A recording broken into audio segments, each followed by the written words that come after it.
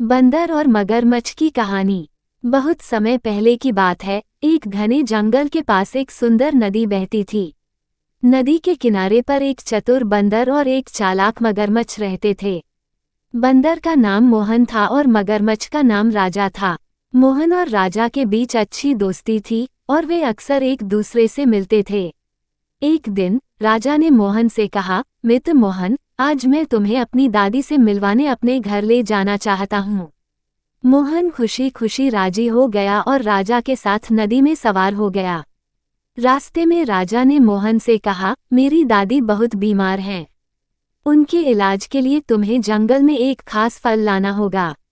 मोहन ने राजा की बात मान ली और राजा के साथ आगे बढ़ा। राजा के घर पहुंचकर मोहन ने देखा कि दादी असल में बीमार नहीं थी।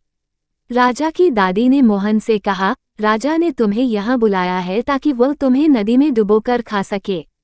मोहन को राजा की चालाकी पर गुस्सा आया, लेकिन उसने जल्दी से एक योजना बनाई।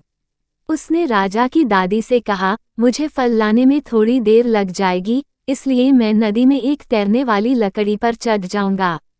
राजा को मोहन की बातों पर विश्वास हो गया और उसने मोहन को नदी के बीच में तैरने वाली लकड़ी पर चढ़ने दिया।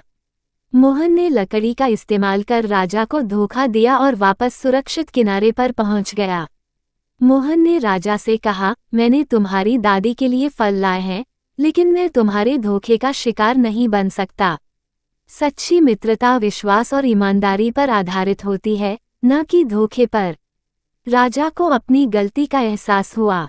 उसने मोहन से माफी मांगी और वादा किया कि वह कभी भी किसी को धोखा नहीं देगा।